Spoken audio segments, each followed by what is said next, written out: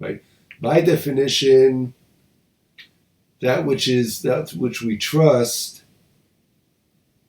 you could say blind trust, right? This is exactly the point.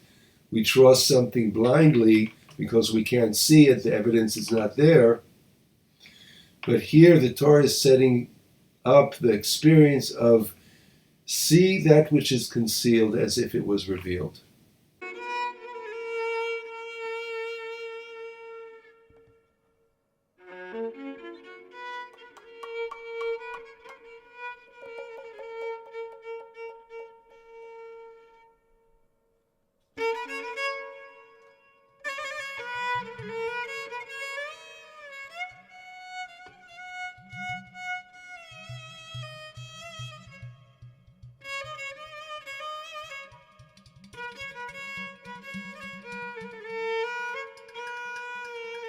Seeing is believing, hearing is integrating a little further, and knowing is the assimilation of all of that into some kind of attained wisdom.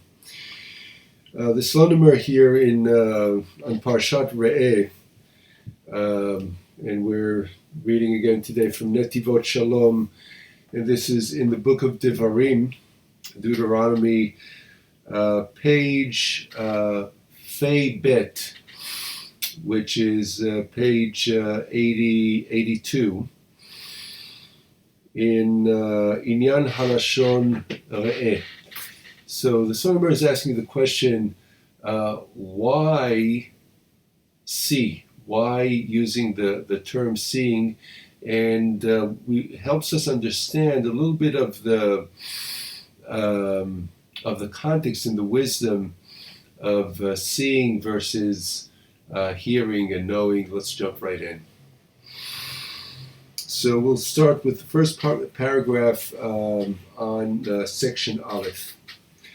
ראה אנוכי נותן לפניכם היום ברכה וקללה, את הברכה אשר תשמעו על מצוות אדוני אלוקיכם, אשר אני מצווה אתכם היום, etc. So this is the quote from the beginning of the Parsha.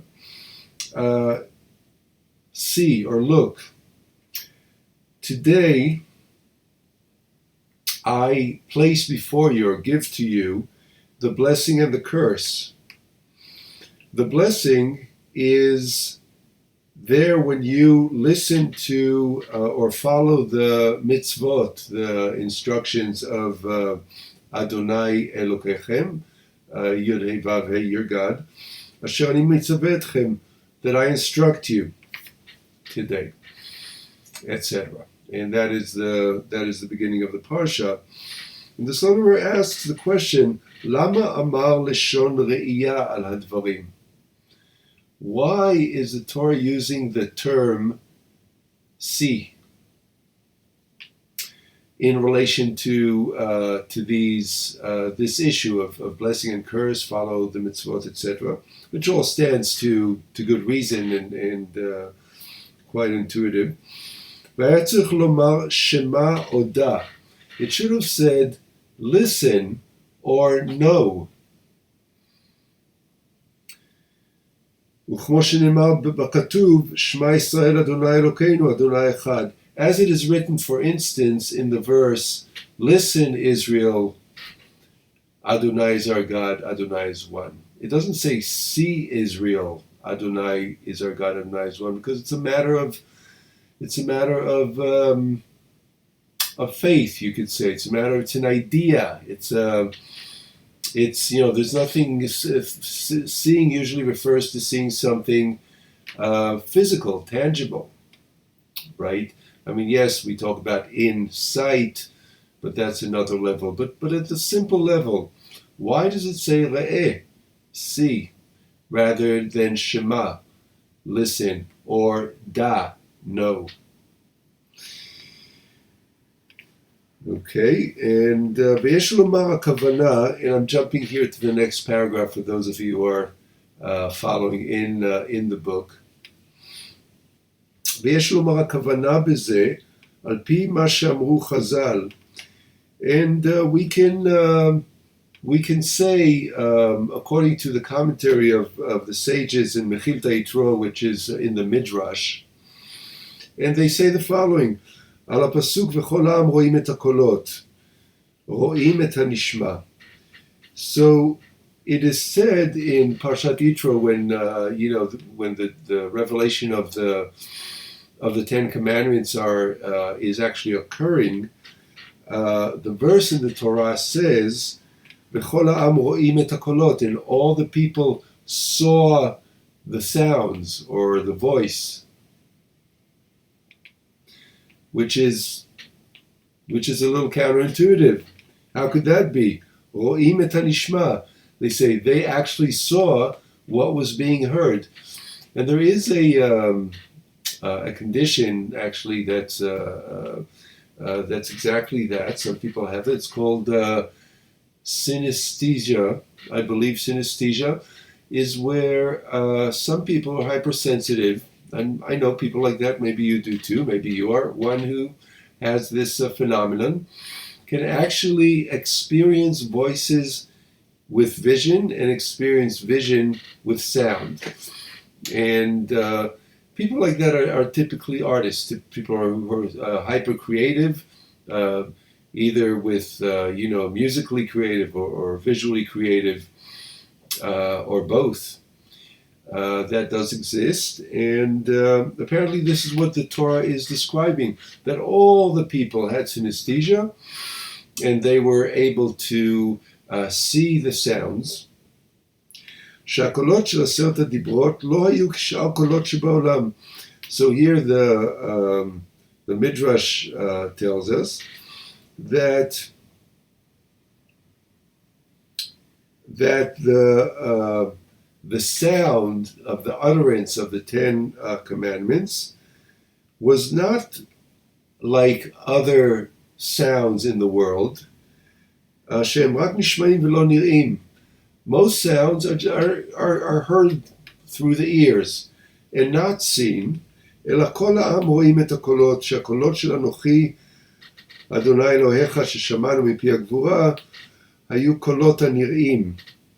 That these voices were voices that were seen, and all of the people saw Anochi Adonai Elohecha, or saw the Ten Commandments as they were being uttered. והרי שהשרשת האמונה של אנוכי אדוני אלוהיך, שהוא מצוות אמונת אדוני, הייתה בבהירות בבחינת ראייה. So he goes further to explain that the rooting of the trust, the assimilation, the absorption of this experience of receiving an insight, an epiphany from on high, which were the Ten Commandments, came in the form of the Ten Commandments. But more specifically, not just the whole Ten Commandments, but more specifically the first commandment, which is actually not a commandment, but it's a statement, Anochi Adonai Elohecha. I am Adonai your God. So the divine is presenting itself, or is coming into a felt presence by saying or being seen as, my presence is here. Your eyes are open now to fully experiencing, fully embodying, fully seeing, hearing, feeling my Anochi, my presence, my isness.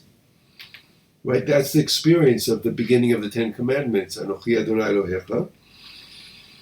And this was, and this experience of trust, of full knowledge, of full experience of the divine presence, which is otherwise most of the time, as we know, is concealed from us, came to them in the clarity of sight, of vision.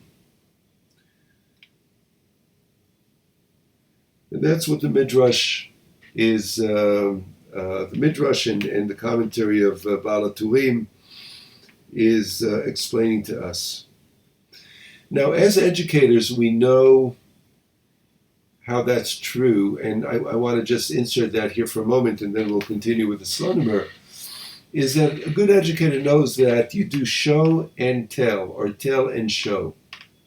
You want to speak to the auditory learning, you want to speak to the visual learning, and you want to speak to tactile learning, to other modalities of learning. So full knowledge, even in the simple setting of a classroom, is best transmitted through various senses, especially hearing and sight, right? So how much more so the knowledge of the divine paradigm, the divine dimension. And this is what the Torah and the Midrash here are clarifying for us. To really come to a place where this extra dimension of reality becomes palpable for us, it comes through the experience of seeing, hearing, knowing. And let's continue with the Slonimer. It gets even more interesting from here. והטעם שצריך לבחינת ראייה, כי אינה דומה ידיעה לראייה. And the reason that one needs, and now, by the way, those of you who are following, I jumped to section Bet, which is on the next page. So the reason that we need the aspect of seeing, that we need the experience of seeing, is because it differs from knowing, from just knowing. והידיעה אפילו החזקה ביותר עדיין אינה מוחשית כראיית העיניים.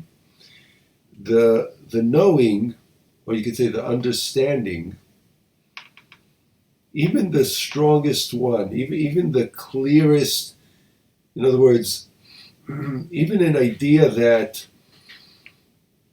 is easy for you to grasp, and you are able to grasp, is still not as palpable, as tangible as that which is seen. We say in English, seeing is believing, right? Seeing is believing. So it's not enough to process something intellectually, ideationally. One needs to also, in a manner of speaking, or tangibly, actually see it, have a vision of it. ונמצא אם כך שההתמודדות בין כוח הרע לכוח הקדושה אינה שקולה. So what happens is, because of this truth, that the balance of power, or the balance of influence between the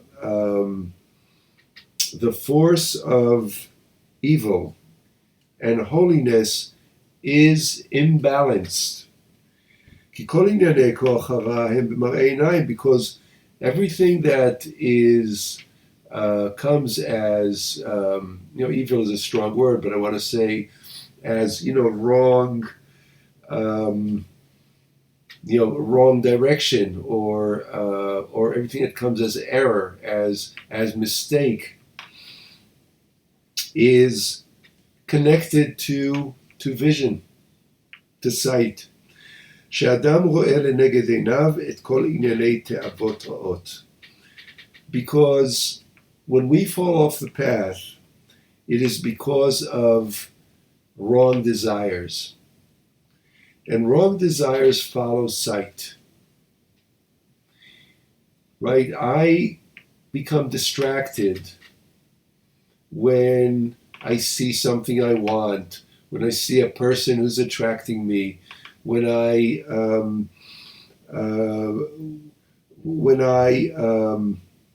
look at the world around me, and to my sight, the evidence is that things are really messed up, or things are really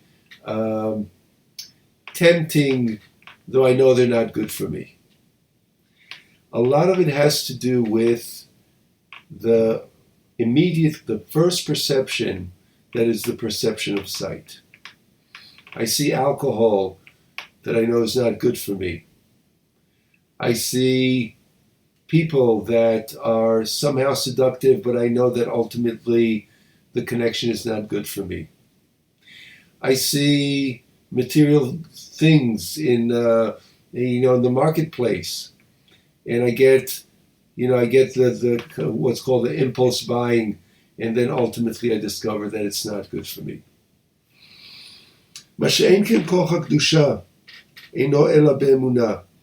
It's not so with holiness. Holiness really comes through the medium of trust. With holiness, I need to trust it. I need to see deeper. I need to connect to that which is not revealed to the eye or to first impression. שאני מאמין באמונה שלמה שהבורא יתברך שמו יודע כל מעשה בני אדם וכל מחשבותם. I trust that the spiritual dimension, that the divine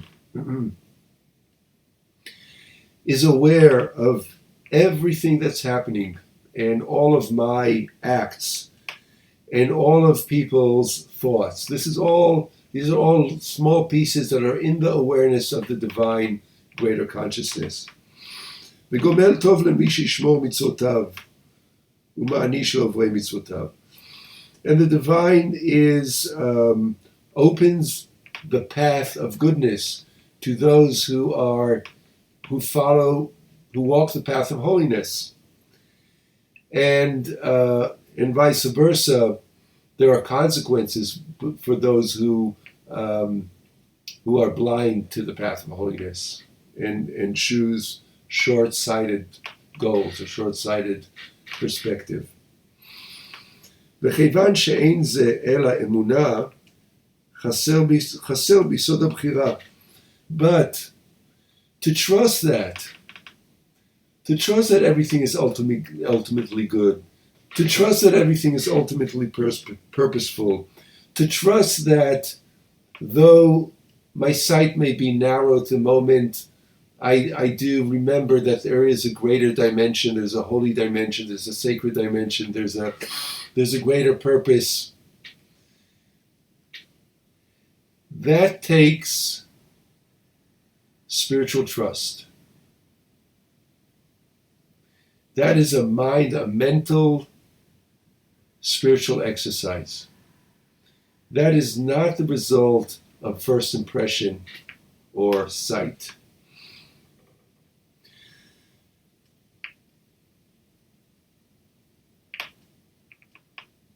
וכיוון שאין זה אלא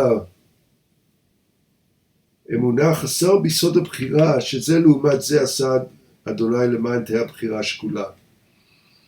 So, therefore, when a person is faced with the choice between choosing the sacred path or choosing the path of error or the path of narrowness, the odds are stacked against the path of holiness.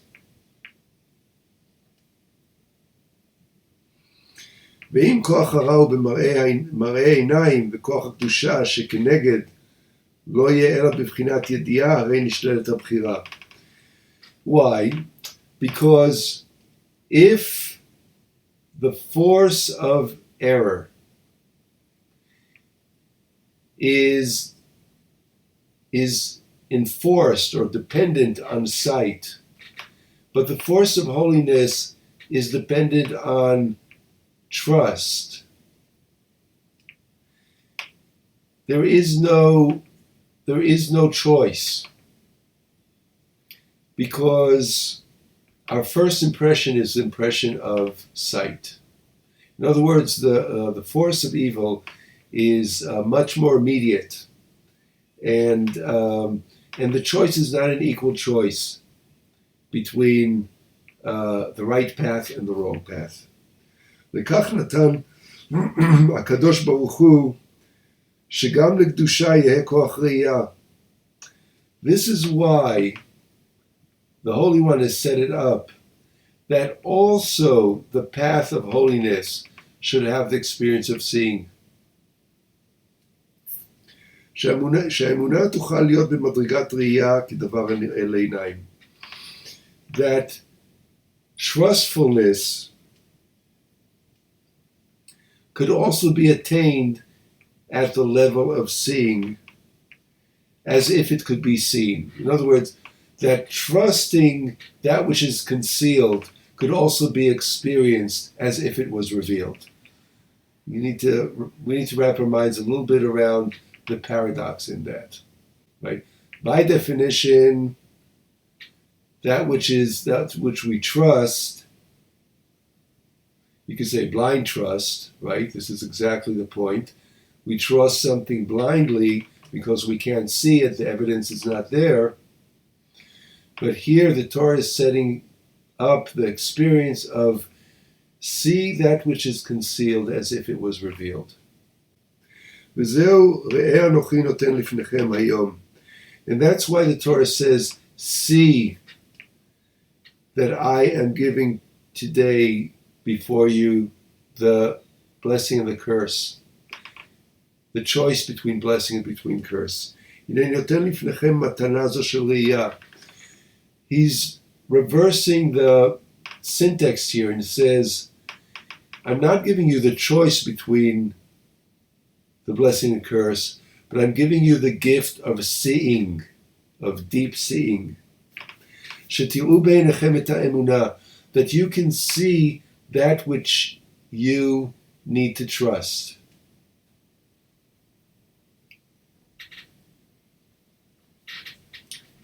So how do we trust? How do we see?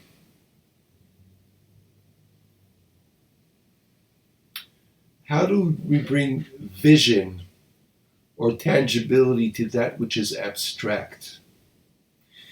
How do we shift, and this is the spiritual challenge, from what the Chazal call mochin, from mochin de katnut to mochin de gadlut? How do we shift from the narrow sight or the short-sightedness of believing what's right in front of us to the long-sightedness of seeing that which is beyond the veil while it's beyond the veil? It's a bit of a koan, but it's a beautiful one. So why does the Torah say, see, I give you the choice between blessing and curse, and not say, listen, I give you this, listen, pay attention, I give you the choice, or know this, I give you the choice between blessing and curse? Because the stretch, the growth here, is to see that which is not seen and trusting it. Thank you for joining this lesson. It is a pleasure to spend this morning probing these subtleties of distinction, and may we be blessed with the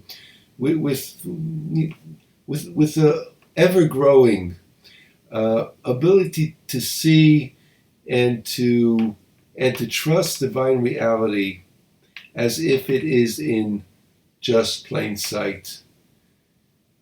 Amen. Please subscribe by clicking the red button below. Like, share, comment. It is great to have you here. See you later.